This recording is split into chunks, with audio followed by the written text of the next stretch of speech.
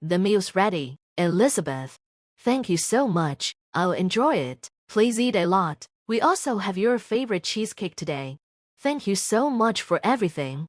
My name is Elizabeth, and I'm 30 years old. I've been married to my husband, Tom, for 5 years. We get along well and enjoy spending time together. I also have a good relationship with my mother-in-law, Anna, which is rare for many married couples. Anna lives alone now because my father-in-law, Simon, passed away 3 years ago due to an illness. After Simon's passing, Tom wanted us to move in with Anna, but I didn't agree. While I like Anna, living together would have been stressful for both of us and might have ruined our good relationship. Instead, I suggested we buy a house close to her. Tom agreed, and now we visit Anna every weekend. She always welcomes us warmly and seems happy when we visit. Our married life is smooth, but there's one thing that bothers me: Tom's income. Both of us work full-time, but my salary is nearly double his. I work in IT, where salaries are generally higher, and I was recently promoted, which increased my income further. I feel I'm well paid compared to my coworkers. Tom, however, works for a small company that isn't doing well, so his salary is quite low. He's very careful with money and doesn't spend much, so it's not a big issue right now. But I feel uneasy when I think about having children in the future. Tom works hard every day, so I find it hard to bring this up. Instead, I've been focusing on getting more promotions to help with our family finances. One evening, I got home earlier than usual. When I entered the house, I heard Tom on the phone. Normally, I don't listen in on his calls, but something felt off. Quietly, I eavesdropped on his conversation. I heard him say, "Don't worry, Elizabeth doesn't know. I've checked my savings, and there's a lot of money saved up now. Things are going well with the person you introduced me to. Ma'am, I just have to decide when to ask her for a divorce." I couldn't believe it. Savings, divorce, what was Tom talking about? And who was this person his mom introduced him to? It felt like Anna was on the other end of the call. What were they planning? My mind went blank. I quietly left the house and went to a nearby cafe to calm down. Tom was talking about divorcing me. Did that mean the person Anna introduced him to was another woman? And what did he mean by savings? Tom didn't earn. Was he lying to me all this time? My head was spinning with questions. I sipped some coffee to clear my mind, grabbed a pen and paper, and began organizing my thoughts. Slowly, I formed a theory. Could Tom and Anna be working together to divorce me? Were they hiding money somewhere to start a life with Tom's mistress? It was just a guess, so I decided to hire a detective agency to find out if Tom was really cheating on me. When I returned home, Tom greeted me warmly. "Welcome home," with his usual smile. I looked at him, feeling deeply betrayed. I had always seen Tom as a trustworthy, if slightly unreliable, person, but now I realized how deceiving appearances can be. A few weeks later, the detective agency sent me the results of their investigation. It was true, Tom was cheating. There were several photos of him secretly meeting his mistress and even going into a hotel with her. This was all the proof I needed. Next, I turned my focus to the money he had been hiding from me. It was difficult to uncover the truth from what I saw on Tom's payslips. His income wasn't enough to save much. Then a thought struck me. What if Tom had been giving me fake payslips all along? Could he have been forging them? But Tom wasn't clever enough to pull that off alone. If anyone could do it, it had to be Anna. I knew I had to find solid evidence, no matter what it took. As usual, Tom and I visited Anna over the weekend, but this time, her behavior was strange. She wasn't acting like her usual self. "Elizabeth, will you cook for us today?" she asked. "You know I always cook for you," I replied. "I wish you tried cooking on your own more." "Oh, okay, but you're the wife, and a wife should do most of the work," Anna said sharply. I was surprised by her sudden change in attitude. Until now, Anna had always done everything herself without asking me to help. Still, I didn't mind cooking for everyone. I used the ingredients in Anna's house and prepared several dishes. But when I put the food on the table, Anna didn't want to eat any of it. Anna, aren't you going to eat? I asked. Suddenly, Anna began throwing the food into the trash. What are you doing? I exclaimed. I can't eat this horrible food, she snapped and then grabbed cup noodles, preparing them for herself. This is so much better, she said. I glanced at Tom, hoping he would say something, but he ignored what was happening. That's when it became clear to me. Tom and Anna were working together to harass me, hoping I would ask for a divorce. After that, Anna's bullying continued. She made me do all the housework, cleaning the bathtub, scrubbing the toilet, organizing the storage room, and doing the laundry while she lounged on the couch watching TV. If I tried to rest even for a moment, she would yell at me. But knowing this was all part of their plan didn't bother me. In fact, I found myself almost laughing at Anna's childish behavior. When her attempts to upset me didn't work, Anna's bullying escalated. One day, as I cleaned the living room, she dropped some dishes, shattering them on the floor.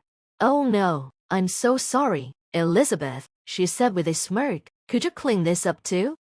Anna probably thought this would finally push me over the edge, that I'd hate her after this, but instead, I was impressed by how far she was willing to go when sacrificing her own dishes just to bully me.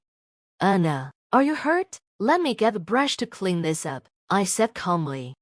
Anna instantly looked annoyed. She was clearly upset that her latest attempt to bully me had failed. Her frustration soon turned into messy insults. You're so annoying, always moving so efficiently. Why don't you try being useless for once? Why are you so obedient? I had to stop myself from laughing. At this point, I was actually enjoying watching her ridiculous behavior. But then, Anna finally crossed the line. One evening, after dinner at Anna's house, I was washing the dishes when she walked up to me and snapped, "You're wasting water." Then, out of nowhere, she slapped me across the cheek. Without thinking, I slapped her back, hard. With my soapy hand, Anna fell to the floor. Tom rushed over, yelling, "What are you doing?" I didn't respond. Instead, I ignored him, grabbed my things, and left the house. When I got home, Tom followed after me. "Hey, what were you thinking, hitting my mom like that?" he shouted. "She hit me first," I said. "Well, it's probably because you did something wrong," Tom replied defensively. "How can you say that?" Anna lost her temper for no reason, I snapped back. Tom hesitated before saying, "I can't do this anymore." "What?" I asked, already expecting the answer. "I can't stay married to someone who's violent towards my mom," he said. "Oh, I see. So you're saying you want a divorce?" I asked. "That's right. I want a divorce," Tom replied. "Fine, let's get a divorce," I said, pulling a set of divorce papers from the drawer. "What? You already have the papers ready?" Tom looked shocked. "I knew this was going to happen eventually," I said. "But if we're discussing a divorce, Anna should be here too." "What? Why?" Tom stammered. "Mom has nothing to do with this.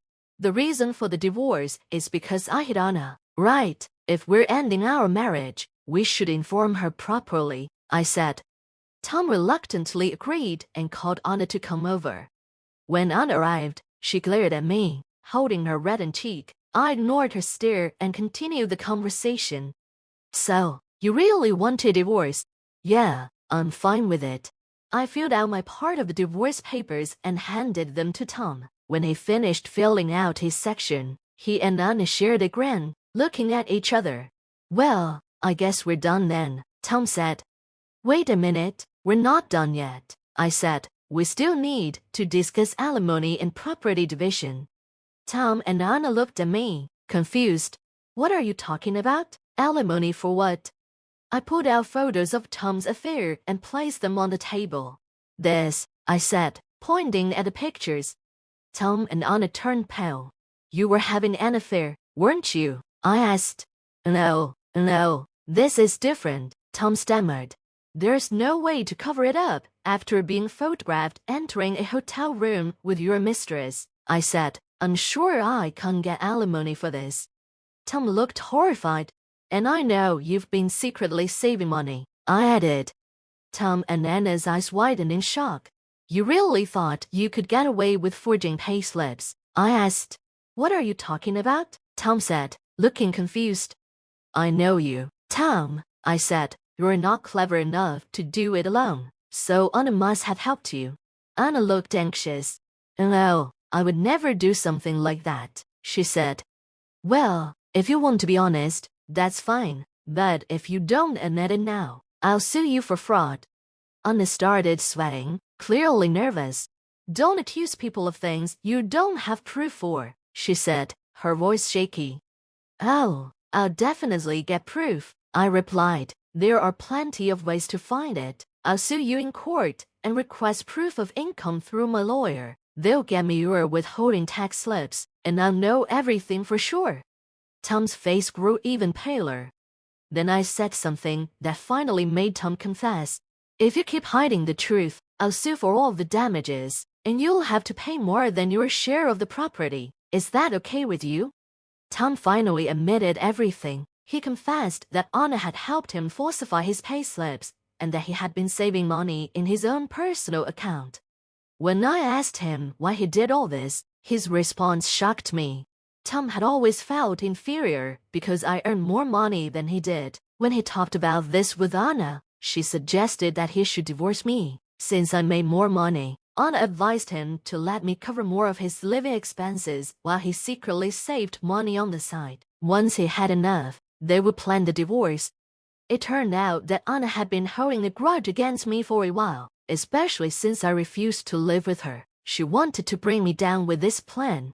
When I learned the truth, I realized there was no need to be nice to them anymore. I hired a lawyer and demanded alimony from both Tom and his mistress. I also made them reveal Tom's hidden savings and share part of it with me. He also had to pay me half of the house's value in exchange for me leaving. In the end, Tom ran out of money paying me. His mistress found out she had to pay alimony too, and she got angry. She left him, since Anna had advised him. The mother-son relationship between Tom and Anna fell apart. Tom stopped going back to her house altogether. I told all their neighbors about what had happened, and now everyone sees Anna as a bad person. No one talks to her anymore, and she became isolated. I also reported Tom's affair to his workplace, a small company. And now, Tom is embarrassed because everyone at work is giving him the cold shoulder. It feels good to get back at them like this. As for me, I'm now single and decided to buy a luxury condo in a tower. I'm enjoying my life in a spacious, comfortable, and beautiful home. Recently, I also got a boyfriend, so now I'm going to enjoy my love life too. Thanks for watching until then. Please subscribe to our channel and see you in the next video.